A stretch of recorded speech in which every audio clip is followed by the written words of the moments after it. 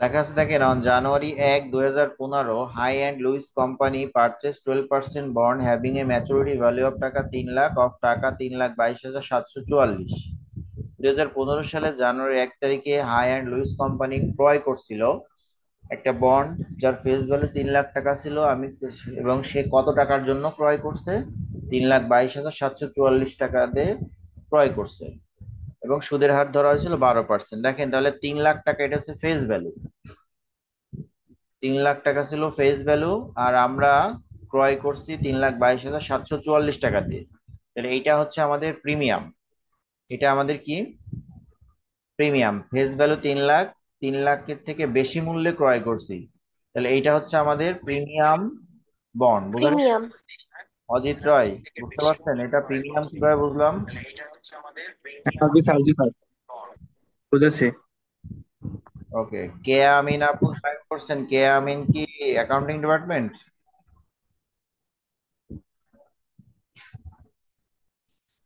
এই কে আপু, যে যে জয়েন করছেন, কে আমিন, আপনি কি অ্যাকাউন্টিং এর student?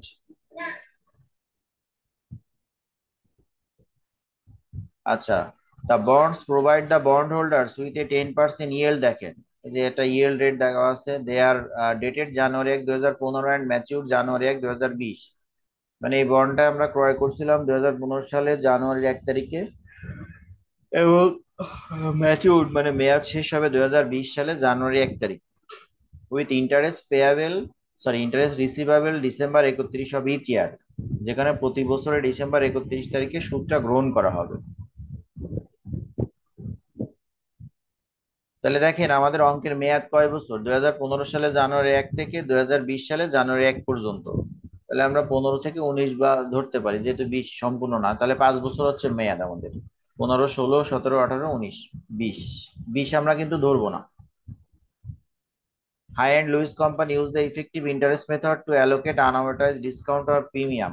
High and Lewis Company effective interest method ব্যবহার করে to allocate বন্টন করতে ডিসকাউন্ট or প্রিমিয়াম, প্রিমিয়াম এবং ডিসকাউন্টের টাকাটা বন্টন করতে তারা ইফেক্টিভ ইন্টারেস্ট মেথড ব্যবহার করে। আমরা একটা কথা বলছিলাম যে আমাদের এখানে দুই ধরনের সিস্টেমে মূলত সুদ বা ডিসকাউন্ট বা প্রিমিয়ামের টাকাটা বন্টন হয়। একটা হচ্ছে স্ট্রেট লাইন মেথড, আর একটা হচ্ছে effective interest method. Straight line method যেখানে সুদের হার একটার ব্যবহার হয়, যেটা নর্মাল ইন্টারেস্ট রেট। আর ইফেক্টিভ ইন্টারেস্ট মেথডে সুদের হার দুইটা ব্যবহার হয়, যেমন এখানে 12% আছে, আবার 10%, দুইটা সুদের হার আছে, দুটারই ব্যবহার হবে। সুতরাং এরা বললেও আমরা দুইটার ব্যবহার করতাম, না বললেও আমরা দুইটার ব্যবহার করতাম। বলছে the bonds are classified in the held to maturity category. দেখেন এই যে আমরা প্রথম অবস্থায় বলে আসছি 4 ধরনের সিকিউরিটি ছিল, যা আমাদের কোন সিকিউরিটি এটা সেটা বলে দিচ্ছে, হেল্ড টু ম্যাচুরিটি। তো এই তথ্য থেকে আপনাকে প্রথমে এ নাম্বার বলছে, prepare the journal entries at the date of the bond purchase. আপনি জাবেদা দেবেন প্রথমে কিসের জন্য? যে তারিখে বন্ডটা ক্রয় করছেন সেটার জন্য।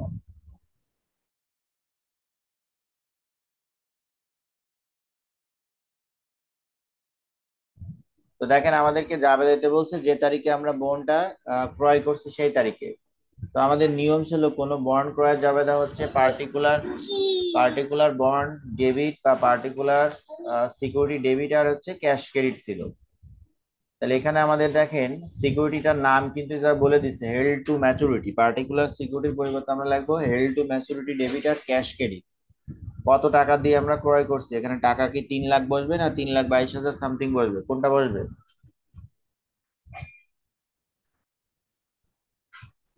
3 লাখ।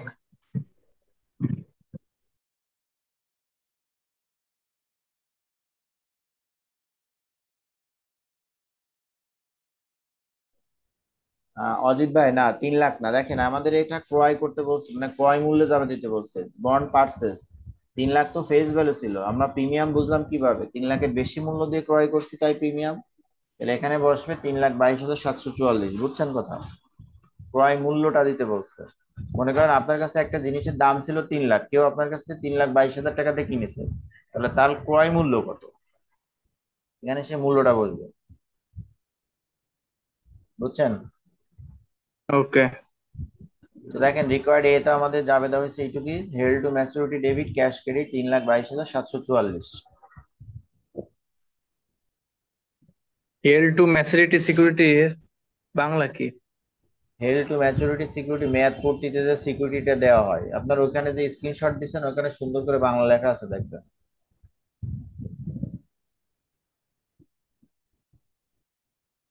আপনি যে স্ক্রিনশটটা দিচ্ছেন না প্রথম অবস্থায়, লং টার্ম ইনভেস্টমেন্ট 4 প্রকার, ওইখানে লেখা আছে দেখেন।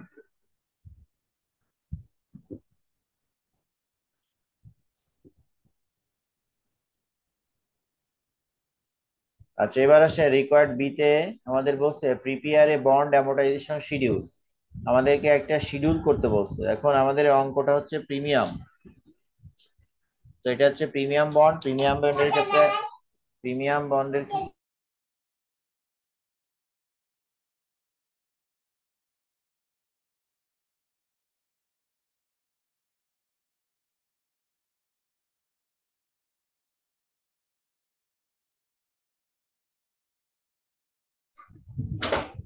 আচ্ছা, তো আমাদের একটা শিডিউল করতে বলছে। দেখেন আপনাদের রুলস এর ক্ষেত্রে কিন্তু আমি স্ক্রিনশট দিতে বলছিলাম, স্ক্রিনশট দিয়ে দিচ্ছে, আপনাদের খাতায় তুলছিলাম। দিশাবু বলেন তো, শিডিউল করতে গেলে কয় কলাম বিশিষ্ট ছক কাটতে হবে? Sir 5 column. 5 কলাম বিশিষ্ট টেবিল কাটতে হয় শিডিউল করতে গেলে, এবং এর নিয়ম আমাদের রুলস এর ভিতরে আছে। তো আমরা দেখি যে 5 কলাম বিশিষ্ট ছক কাটবো। এবার ছক কাটার আগে একটা কথা মনে রাখতে হবে, যে আমাদের ছকের ভিতরে একটা কলামের নাম হচ্ছে ক্যাশ রিসিভ। তো ছক কাটার আগে আমাদের ওই ক্যাশ রিসিভের টাকাটা বের করে যাইতে হবে। আমাদের যে 5 কলাম বিশিষ্ট ছক আছে, 5 কলাম বিশিষ্ট ছকের মধ্যে একটা কলামের নাম হচ্ছে ক্যাশ রিসিভ। তো ক্যাশ রিসিভটা সবসময় আমাদেরকে প্রথমে বের করে যেতে হবে। আর ক্যাশের টাকা বসানোর নিয়মটা ছিল, ক্যাশের টাকা বসানোর নিয়মটা ছিল কি, আমরা বলছিলাম নোট বা বন্ডের পাশে যে সুদের হার থাকে তাকে বলা হয় নর্মাল ইন্টারেস্ট রেট।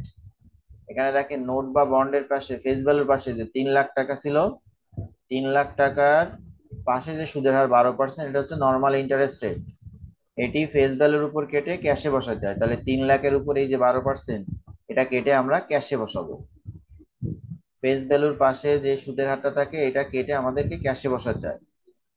তো দেখেন premium amortisation schedule under EIR method. EIR মানে হচ্ছে ইফেক্টিভ ইন্টারেস্ট রেট মেথড, আমাদেরকে ওইখানে বলে দিছে যে আমাদের এরা প্রিমিয়াম অথবা ডিসকাউন্টের টাকাটা বন্টন করে ইফেক্টিভ ইন্টারেস্ট মেথডে। তাই আমরা লিখছি premium amortisation schedule under EIR method. আর একটু আগে বললাম যে আমি, যে আমাদের শিডিউলের মধ্যে 5টা কলামের ভিতরে একটা কলাম আছে ক্যাশ রিসিভ, যে টাকাটা আমাদেরকে ফার্স্টে বের করে যাইতে হয়। আর ক্যাশের টাকাটা বসে ফেস ভ্যালুর পাশে নর্মাল ইন্টারেস্ট রেট, বা ফেস ভ্যালুর পাশাপাশি সাথে যে ইন্টারেস্ট রেটটা থাকে ওটা কাটলে আমরা ক্যাশের টাকা পাবো। এটা আমাদের ওই সে যে দুইটা নোট আছে সেই নোটে দেখবেন লেখা আছে। তো এটা হচ্ছে উপরের আলোচনা। এরপরে কলাম গুলো হচ্ছে আমাদের fixed, date, interest revenue, cash receive, premium, carrying value. Date, interest receive, sorry interest revenue, cash receive, premium, carrying value. এখানে ডেট দিয়ে দেখেন আমাদের একটু কলাম গুলো কিভাবে সাজাবো সেখানে মার্ক করা হয়েছে 1, তারপর হচ্ছে 2 = 5 × 10%, 5 × 10%, দ্যাট মিনস 5 নম্বর কলাম। আর 10% মানে দেখবেন আর একটা সুদের হার আমাদের অঙ্কে দেওয়া ছিল, এই যে ইয়েল্ড রেটে, যে bond holders with A year 10% yield, এখানে আরেকটা সুদের হার দেওয়া আছে। তো 5 নম্বর কলামকে 10% দ্বারা গুণ দিলে আমরা ইন্টারেস্ট রেভিনিউ টাকা পাবো 2 নম্বর কলামের। এরপরে দেখেন 3 নম্বর ক্যাশ রিসিভ, 4 নম্বরে হচ্ছে প্রিমিয়াম। প্রিমিয়ামের টাকা বের করা লাগে 4 = 3 - 2। আমাদের দেখেন এখানে প্রিমিয়াম অ্যামোর্টাইজেশন শিডিউল করতেছি, এই অঙ্কে আমাদের ডিসকাউন্ট অ্যামোর্টাইজেশন শিডিউলও থাকতে পারে। তো ডিসকাউন্টের ক্ষেত্রেও 5 কলাম বিশিষ্ট ছক, তবে এখানে প্রিমিয়ামের ক্ষেত্রে তখন আবার ডিসকাউন্ট হবে। ক্যারিং ভ্যালু সেম লেখা হবে, তবে আইটেম গুলো চেঞ্জ হবে। সামনে আছে, আমরা এগুলো বুঝতে পারবো। আপাতত আমরা প্রিমিয়ামটা শিখি। তাহলে প্রিমিয়ামের আমাদের ক্ষেত্রে ঘরটার সূত্র হচ্ছে 4 = 3 - 2, অর্থাৎ 4 = 3 নম্বর কলাম থেকে 2 নম্বর কলাম বাদ দিলে আমরা 4 নম্বর কলামের টাকা পাবো। আর পঞ্চম কলামের হচ্ছে carrying value. Carrying value 5 = 5 - 4, carrying value 5 = 5 - 4, carrying value হচ্ছে 5 = 5 - 4। এটা হচ্ছে বিষয়। তো আমাদের এই 5টা কলাম মুখস্থ রাখতে হবে, প্লাস কার টাকা কিভাবে বসাবে এইটুকু আমাকে মানে জাস্ট দু একটা অঙ্ক করলে আমরা মুখস্থ করতে পারবো। এবার আসেন আমাদের নিয়ম অনুযায়ী টাকা বসাবো। আরেকটা কথা হচ্ছে শিডিউলের প্রথম ক্ষেত্রে একটু মনে রাখবেন, শিডিউলের ক্ষেত্রে প্রথম যে তারিখটা অর্থাৎ বছরের শুরুর তারিখে কিছু বসবে না, অর্থাৎ আপনার interest, revenue, cash receipt, premium এগুলো কিছুই বসবে না, শুধু ক্যারিং ভ্যালুটা বসবে। অর্থাৎ প্রথমে যে তারিখটা আমরা দিব, যে তারিখে আমরা বন্ড ক্রয় করব বা সিকিউরিটি ক্রয় করব, যাই বলি না কেন, সেই সিকিউরিটি ক্রয়ের তারিখে আমাদের কি করব না আমরা, হচ্ছে কোনো কি বসাবো না, ইন্টারেস্ট রেভিনিউ বসাবো না, ক্যাশ রিসিপ্ট বসাবো না, প্রিমিয়াম বসাবো না, কিছুই বসাবো না, শুধু ক্যারিং ভ্যালু বসাতে হবে। ক্যারিং ভ্যালুটা বলতে কি, ফেস ভ্যালু কত ছিল, কত মূল্যে ক্রয় করা হয়েছে সেই মূল্যটা বের করতে হবে। ঠিক আছে? তাহলে শিডিউলের প্রথম প্রথম তারিখটায় আমরা কি বসাবো না, অন্য কোনো কিছুই বসাবো না, শুধু আমরা কি বসাবো, ক্যারিং ভ্যালু। ক্যারিং ভ্যালুটা বসাবো। এই অজিত ভাই, আপনি কি ফেস ভ্যালু আর ক্যারিং ভ্যালুটা বুঝতে পারছেন? ফেস ভ্যালু কোনটা আর ক্যারিং ভ্যালু কোনটা? জি ভাই, ফেস ভ্যালু হচ্ছে প্রকৃত মূল্য, আর ক্যারিং ভ্যালু হচ্ছে যেটা ওই যে মানে বহনকৃত মূল্য সময় যেটাকে বলা যায়। কথাটা কি বলে, বহনকৃত বলতে কি, ওই ব্যক্তি মানে কয় অধিহার টাকা দিয়ে, যেটা আর কি, ওই অধিহার না, ওই কয় ব্যক্তি টাকা কত দিয়ে ক্রয় কত টাকা করতেছে। দিয়ে ক্রয় করছে সেটা। হ্যাঁ তাহলে এখানে হচ্ছে সেটা আমরা বসাইছি। এরপর দেখেন আপনি এই জায়গায় যে হিন্টস আমরা দিছিলাম সেই অনুযায়ী জাস্ট টাকা বসানো, আর কিছু না।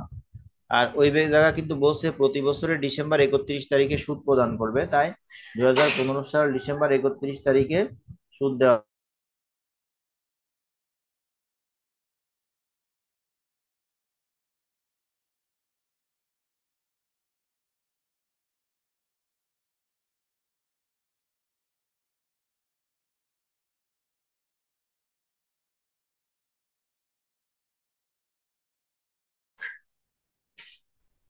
আচ্ছা, তাহলে এই শিডিউলটা দেখেন, আমাদের কিন্তু অঙ্কটা 5 বছরের ছিল। অঙ্কটা কয় বছরের ছিল? 5 বছর। পাঁচ বছর। প্রতি বছর সুদ দেবে ডিসেম্বর 31 তারিখে। তো সেই হিসেবে দেখেন আমাদের ওই যে হিন্টস গুলো দেওয়া আছে ওই অনুযায়ী আমরা 15 থেকে 15, 16, 17, 18, 19 পর্যন্ত এই 5 বছর কিন্তু আমরা শিডিউলটা করছি। তো হিন্টস অনুযায়ী টাকা পয়সা না বুঝতে পারলে কোনো ঘরের একটু বলবেন। ভাইয়া, এই যে ক্যাশ রিসিপ্ট, এই ক্যাশ রিসিপ্টের টাকাটা কি? এই যে উপরে বসায় রাখছি, উপরে ক্যাশ আমরা, রিসিপ্ট 12%। হ্যাঁ আমি তো বলছিলাম যে আমাদের এখানে 5 কলামের একটা কলাম হচ্ছে ক্যাশ রিসিপ্ট। এটা সবসময় শিডিউলের প্রথমে বের করে যাইতে হবে। এটা এই সবসময়, টাকাটা কারা পাবে নাকি এ জায়গায় তো কারা অঙ্কের পাবে তা মেথড না, অনুযায়ী? কারা পাবে তা না, এটা হচ্ছে শিডিউল করতে বলছে আপনাকে, অধিহারের জনিত যে শিডিউল, সেই শিডিউল অনুযায়ী কার কত টাকা লাভ হচ্ছে। যেমন ইন্টারেস্ট পাচ্ছে, বন্ড ক্রয় করলে যে বিক্রি করতেছে তার লাভ হচ্ছে, সে কত সুদ পাচ্ছে। এখানে নিজেকে আপনি কোম্পানি মনে করবেন। ঠিক আছে? আপনি যে অঙ্ক করতেছেন আপনি নিজে কোম্পানি, এখানে অন্য কে পাচ্ছে সে চিন্তা নেই, এটা আমরা কোম্পানির অঙ্ক করতেছি। বুঝছেন? ভাই এই এই অধ্যায়ে ভিত্তিক কোনো কি শিট আছে, মানে যেগুলো মানে সরাসরি স্টেপ বাই স্টেপ দেওয়া, মানে ম্যাথ গুলো দেওয়া আর কি, 1 নম্বর 2 নম্বর 3 নম্বর করে, নাকি এইভাবে ইয়ে করে করান, এক একটা ম্যাথ এক একটা অ্যান্সার? মানে ভাইয়া অফলাইনে যেমন শিট দেয় না, কোশ্চেন শিট, জি। সেই কোশ্চেন শিট আছে? আপনারে আমি যে অঙ্কটা এই যে আগে করালাম, এই যে এইটাই তো, এগুলোই তো কোশ্চেন, এটাই তো কোশ্চেন। না, আমি বলতে চাচ্ছি যে এই যে যেমন একটা দেখাচ্ছেন আর ম্যাথ করাচ্ছেন, এগুলো একটা দেখাবেন এবং ম্যাথ করাবেন, এইটা না, এমনি হচ্ছে ধারাবাহিক ভাবে কোনো শিট আছে, না, ওই ম্যাথ ধরনের শিট? অনলাইনে কোনো শিট নাই, অনলাইনে কোনো শিট না, অনলাইনে ক্লাসটা এইভাবেই হয়। প্রতিদিন একটা অঙ্ক বা দুইটা অঙ্ক এখান থেকে দেখানো হয়, বোঝানো হয়, করানো হয়, সবাই স্ক্রিনশট দিয়ে খাতায় তোলে, এই অনলাইন সিস্টেমটা এরকম। ও আচ্ছা। আপনি সেক্ষেত্রে সর্বোচ্চ করতে পারেন অফলাইনে শিটটা নিতে পারেন, অফলাইনে শিটের সাথে কিছু অঙ্ক মিল আছে, সেগুলো হয়তো ওখান থেকে দেখতে পারেন, সব অঙ্ক হয়তো মিল থাকবে না, এটা হচ্ছে বিষয়। উম,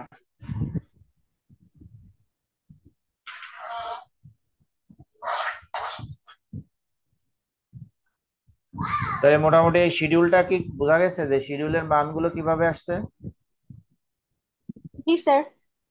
এখানে আরেকটা বিষয় উল্লেখ থাকে যে আমার শিডিউলটা হয়েছে কি হয়নি, আমার অঙ্ক যে কয় বছরের আমরা যদি সেই কয় বছরের শিডিউল করি, তাহলে এই অঙ্কের ক্যারিং ভ্যালু আর আমাদের লাস্ট যে ফেস ভ্যালু ছিল শেষ পর্যন্ত আসে এটা মিলে যাবে। আমাদের শিডিউলটা হয়েছে কি হয়নি আমরা সেটা কিভাবে বুঝবো, যদি যে কয় বছরের অঙ্ক সেই কয় বছরের জন্য শিডিউল করি, তাহলে আমাদের প্রথম অবস্থায় যে ভ্যালু নিয়ে আমরা শুরু করছিলাম যেটাকে আমাদের ফেস ভ্যালু বলে, তো সেই প্রিমিয়ামের অংশটা করতে করতে বা আমাদের ক্যারিং ভ্যালুটা মাইনাস করতে করতে আমাদের শেষ পর্যন্ত এসে ফেস ভ্যালুতে যে মূল্য ছিল ঠিক সেই মূল্যে দাঁড়াবে।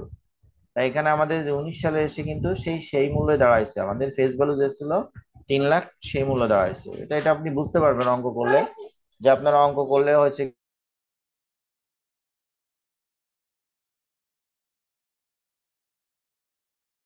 ভাই এই অধ্যায়টার নাম কি বলছিলেন, আর একবার বলতেন? এই অধ্যায়টার নাম ভাই অ্যাকাউন্টিং ফর ইনভেস্টমেন্ট। এটা হচ্ছে চ্যাপ্টার নাম্বার 3, বইতে আছে চ্যাপ্টার নাম্বার 3। ও আচ্ছা।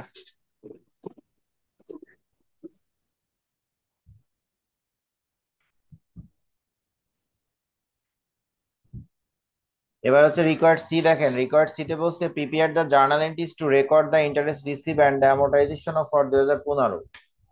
এবার এবার দেখেন সি প্লাস ডি তে একই রিকোয়ারমেন্ট বলছে, যে সি তে বলছে 2015 সালের যে সুদটা গ্রহণ করছি আমরা ইন্টারেস্ট রিসিভ করছি তার জন্য জাবেদা দেন।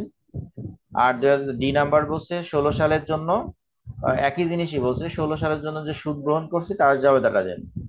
তাহলে 15 সাল এবং 16 সালের জন্য আমাকে জাবেদা দিতে বলছে সুদের জাবেদা। তো আমাদের এই প্রিমিয়াম বন্ড ছিল, এটা প্রিমিয়াম বন্ডের ক্ষেত্রে সুদের জাবেদা নিয়মে লেখা ছিল আমাদের যে held to match cash debit, held to maturity তো আমাদের এখানে তোমার সিকিউরিটি নাম দেওয়া, তাই এখানে নিয়মটা ছিল এরকম যে cash debit, particular security credit আর ইন্টারেস্ট রেভিনিউ ক্রেডিট।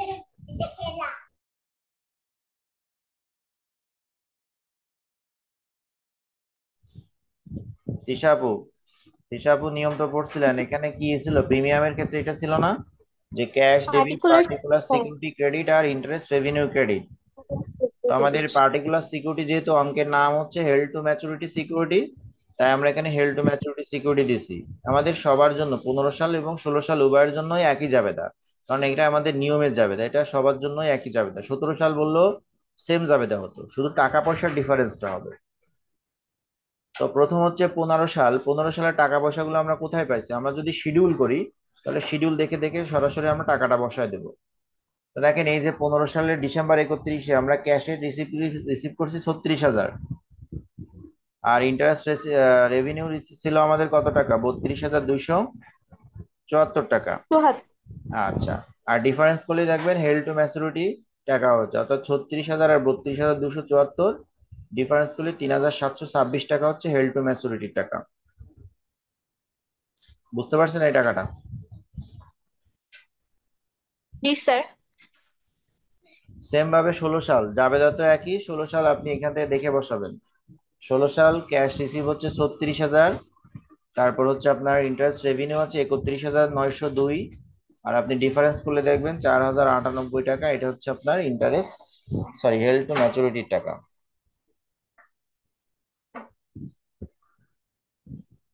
তাহলে আমাদের কথা হচ্ছে যদি আমরা সুদের জাবেদা দিই সেক্ষেত্রে আমরা অঙ্কে শিডিউল করলে আমাদের শিডিউল অনুযায়ী আমরা টাকাটা সরাসরি দেখে জাস্ট বসায় দেবো, আর কিছু না।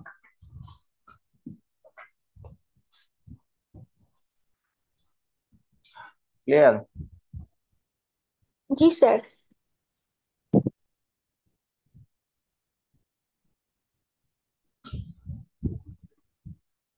এবার দেখেন আর একটা অঙ্ক।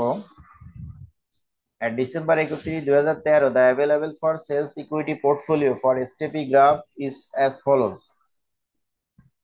31 ডিসেম্বর 2013 সালে অ্যাভেলেবেল ফর সেলস ইকুইটি বলছে, বা অ্যাভেলেবেল ফর সেলস ইকুইটি যাই বলি না কেন, আমাদের যে 4 প্রকার ছিল তার মধ্যে একটা ছিল অ্যাভেলেবেল ফর সেলস সিকিউরিটি।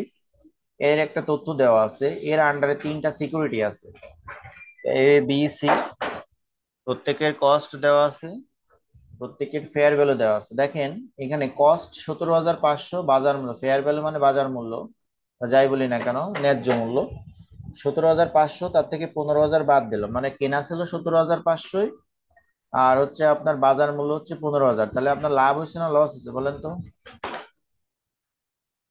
লাভ হইছে। কি করে লাভ হয়? কেনা ছিল 17,500, লস। বাজার মূল্য 15,000, লাভ হয় কিভাবে? বাজার মূল্য কম হলে লস ও হয়। লস, লস আচ্ছা, হয়েছে। তাই এখানে দেখেন এই যে ব্র্যাকেট দিয়ে 2500 টাকা মাইনাস ফিগার দেখাচ্ছে, দ্যাট মিনস এটা লস হয়েছে।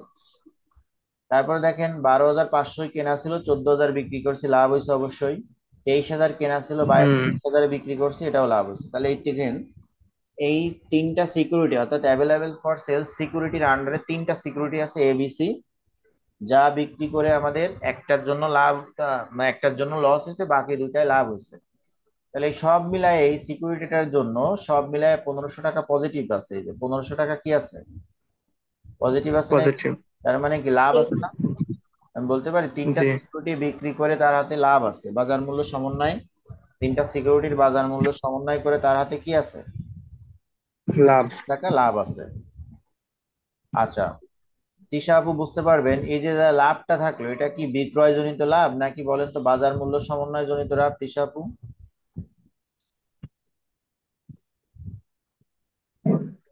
তার বাজার মূল্য। ইয়েস, বাজার মূল্য। এখানে তো বিক্রয় দেওয়া নেই, সেলস বলা নেই, এই যে আমরা বাজার মূল্য সমন্বয় করলাম ফেয়ার ভ্যালু, তাহলে বাজার মূল্যের সমন্বয় জনিত লাভ। তো এই বাজার মূল্যের সমন্বয়, এবার বুঝলাম না। কেমনে বাজার মূল্য বুঝবো আর কেমনে এই বিক্রয় জনিত বুঝবো? এটা আপনার বুঝতে গেলে আমি তো বললাম আপনাকে ওই ইস্যুটা একটু ভিডিওটা দেখতে হবে, প্লাস আপনি যেগুলো স্ক্রিনশট নিছেন ওইগুলো একটু আপনাকে বুঝতে হবে। আর আমি তো বোঝাচ্ছি, এখানে এখানে লেখা আছে না, দেখেন এই যে বাজার মূল্য ফেয়ার ভ্যালু লেখা আছে না? ও। আপনি একটু কষ্ট করতে হবে, যেহেতু আপনি একটু লেটে জয়েন করছেন, আপনাকে নিজের একটু কষ্ট করতে হবে, এবং সেই এলিমেন্টস গুলো আপনাকে আমি দিচ্ছি, আপনাকে দেখতে হবে। তো এখানে ওকে আমরা স্যার। কস্ট এবং ফেয়ার ভ্যালু দেওয়া আছে, এই যে ফেয়ার ভ্যালু মানে বাজার মূল্য, এই বাজার মূল্য সমন্বয় জনিত, এখানে এই বাজার মূল্য সমন্বয় করে আমার এখানে 1500 টাকা হাতে লাভ আছে। তো আমাকে নিচে রিকোয়ারমেন্ট এতে তাই বলছে, প্রিপেয়ার দ্য অ্যাডজাস্টিং এন্ট্রি আর December 31, 2013 to report the portfolio at fair value. তো দেখেন এই যে সমন্বয় জাবেদা দিতে বলছে, এই যে বাজার মূল্য সমন্বয় জনিত এট ফেয়ার ভ্যালু বলছে লাস্ট এতে। তাহলে টিশা আপু বলেন তো, বাজার মূল্য সমন্বয় জনিত লাভের জাবেদা কি ছিল?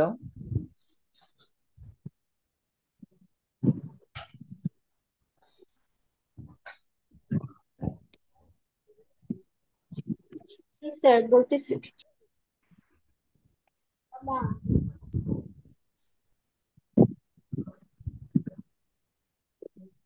Security fair value adjustment debit আর unrealized holding profit or loss credit. Yes, security fair value adjustment debit, unrealized holding profit or loss credit. Ajit ভাইয়া, এই বিষয়টা আপনার কাছে নতুনত্ব মনেই হবে, তার কারণ আপনি এটা আগে করেননি। তো এই কথাটা কিন্তু তিশা আপু এমনি এমনি বলিনি, এটা তার নিয়মে আছে, সেই নিয়ম পড়ছে বুঝে তারপরে বলছে। সুতরাং আপনিও এটা পারবেন, আপনাকে নিয়ম পড়তে হবে, আপনি পারবেন। তো এটা নিয়মে লেখা ছিল, দেখেন সেই অনুযায়ী আমাদের লাভ হয়েছে, সেই লাভের জাবেদাটা এমন, security fair value adjustment debit আর unrealized holding gain or loss credit. সেক্ষেত্রে আমার এই যে 1100 টাকা, এখানে লাস্টে কিছু ছিল, ও আমার একটু বোঝানো ভুল হয়েছে, যে আপনার এই সিকিউরিটিটা থেকে মোট 1500 টাকা লাভ ছিল। এবার দেখেন এখানে লেখা আছে security fair value adjustment credit, সিকিউরিটির বাজার মূল্য যদি ক্রেডিট করা হয়, দেখেন এখানে প্রিভিয়াস এই যে যে 1500 টাকা আপনার হাতে লাভ ছিল, তারপর দেখেন এই আপনার কাছে মাইনাস করা হয়েছে আবার 400 টাকা, 1500 থেকে কত টাকা মাইনাস করা হয়েছে এই জায়গা, 400 টাকা মাইনাস 400। করা হয়েছে না? তার মানে এটা হচ্ছে আপনার বিগত বছরে একটা লস ছিল। আপনি দেখেন এক এক এক বছরে এক বছরে যদি আপনার হাতে প্রফিট থাকে, আবার বিগত বছরে যদি কোনো লস আপনার কাছে থেকে থাকে, তাহলে আপনার সব মিলে লাভ কত থাকে, এইটা মূলত বের করার উদ্দেশ্য হচ্ছে এই যে যে আমাদের যে ব্যালেন্স শিট আকারে যে বিষয়টা দেওয়া আছে। তার মানে আমরা তিনটা সিকিউরিটি থেকে লাভ পাইছিলাম 1500, কিন্তু বিগত বছরে লস আমার হাতে ছিল আবার কত, 400। ঠিক আছে? 400।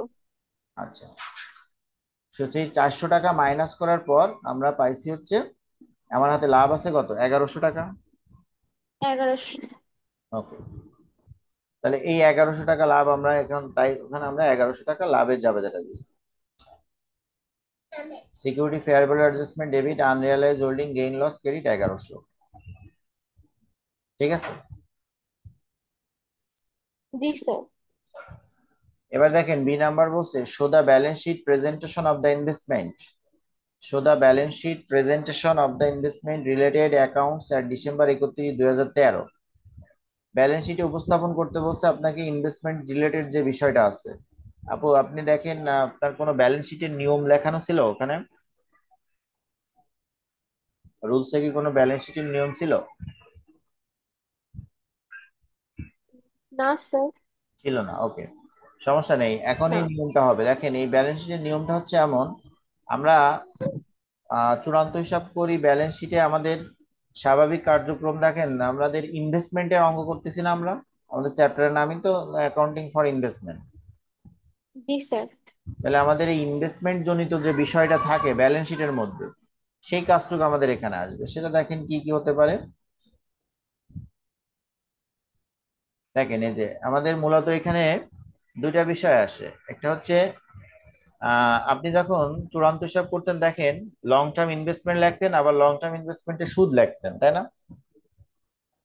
জি স্যার। লং টার্ম ইনভেস্টমেন্ট লিখতেন এবং লং টার্ম ইনভেস্টমেন্টের সুদ লিখতেন। তো আমাদের এখানেও ব্যালেন্স শিট পার্শিয়াল, আংশিক ব্যালেন্স শিট, এখানেও ইনভেস্টমেন্টটা এবং ইনভেস্টমেন্টের সুদ দেখানো উচিত। কিন্তু আমাদের যদি অঙ্কে সুদ না থাকে তাহলে ওই ইনভেস্টমেন্ট থেকে আয় দেখাইতে হয়, বা দেখেন ইনভেস্টমেন্টের সুদও কিন্তু একটা আয়, আর আমাদের বাজার মূল্য সমন্বয়জনিত আয় এটাও কি আমাদের আয় না? দুটোই কিন্তু আয়। আপনি বা বিনিয়োগের যে বাজার মূল্য ছিল, বাজার মূল্য থেকে একটা আয় পাচ্ছেন না? জি স্যার, পাচ্ছি। ওইটাও একটা আয়। আবার ইন্টারেস্ট রেভিনিউ নামে আপনি ইন্টারেস্ট, ওই যে আপনি যখন চূড়ান্ত হিসাব করতেন তখন ইন্টারেস্ট ইনকাম লিখতেন না, মানে ইনভেস্টমেন্ট, হ্যাঁ।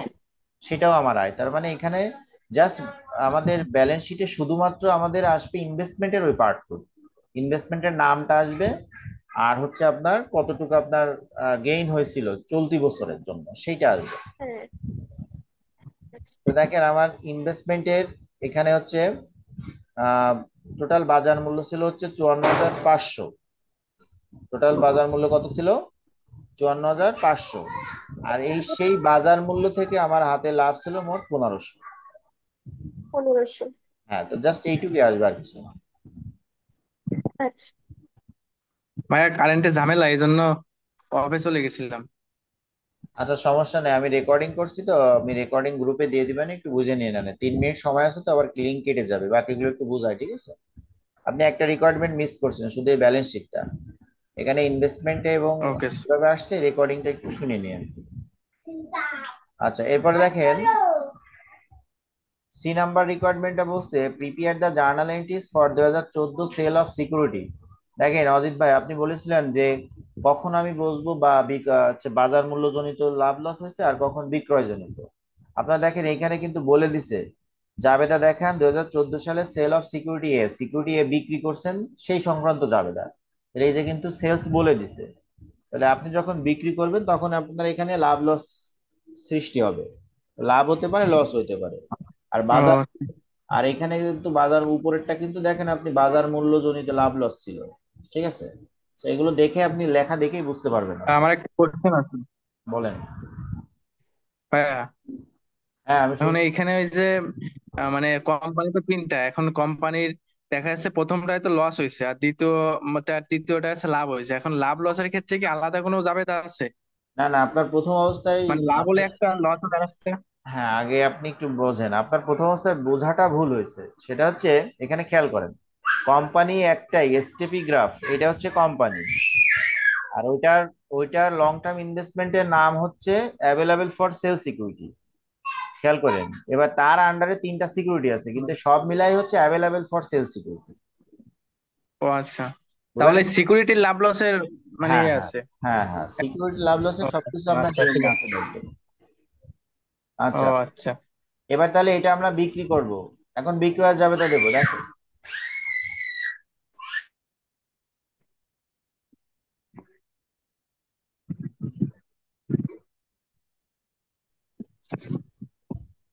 আচ্ছা তাহলে দেখেন এখানে আমাকে সিকিউরিটি এ কোথায় বিক্রি করছে এটা আমাকে বুঝতে হবে। দেখেন লাস্ট লাইনে বলা ছিল on January 2014 STP graph sold security A for টাকা 15,100। সিকিউরিটি এ বিক্রি করছে কয় টাকায়? 15,100 পনেরো পনেরো হাজার একশো হাজার 15,100 টাকায়। দেখেন the sales proceed are net of brokerage fee. Brokerage fee বলতে বোঝায় অবলেখকের দোস্তরি। তো এগুলো ফি বাদেই আপনার নিট ব্যালেন্স দাও, ওটা নিয়ে আমাদের কোনো কাজ নাই। তো এখানে আমার কেনা ছিল কয় টাকায় মূলত দেখতে হবে। এটা আমার সিকিউরিটি কেনা ছিল কয় টাকায়, দেখেন 17,500 টাকায়। 17,500। হ্যাঁ, আর আমি বিক্রি করতেছি কয় টাকায়? 15,100 টাকায়। তাহলে কি লসে বিক্রি পনেরো করতেছি? হাজার অবশ্যই লসে বিক্রি করতেছি। জি স্যার। হ্যাঁ, জি তাহলে আমাদের বিক্রয়জনিত যে লসের ভাই, যা। এখানে উপরে তো দেওয়া আছে 15,000 টাকা, এখানে মানে 15,100। না না না, ওটা তো বাজার মূল্য দেখবেন না, আপনার তো লাভ লস বের করতে হয় ক্রয় মূল্য আর বিক্রয় মূল্য। আপনার কেনা ছিল এই যে 17,000 কস্ট প্রাইস, 17,500 আর 15,100 বিক্রি করছেন। ও বুঝলেন? আচ্ছা।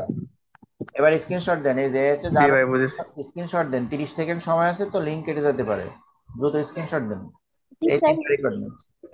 এবার হ্যাঁ, দেখেন এই লসে যাবে তা কি বোঝা গেছে? জি স্যার। লস। ক্যাশ ডেবিট 15,100 পাইছি, আমার মোট ছিল 17,500, আর ডিফারেন্স করলে লস হয়েছে আমার 2,400। জি স্যার, বুঝতে পারছি। আচ্ছা, তো অজিত ভাই আপনি একটু কাইন্ডলি ওই নিয়মগুলো দেখেন আর নেক্সট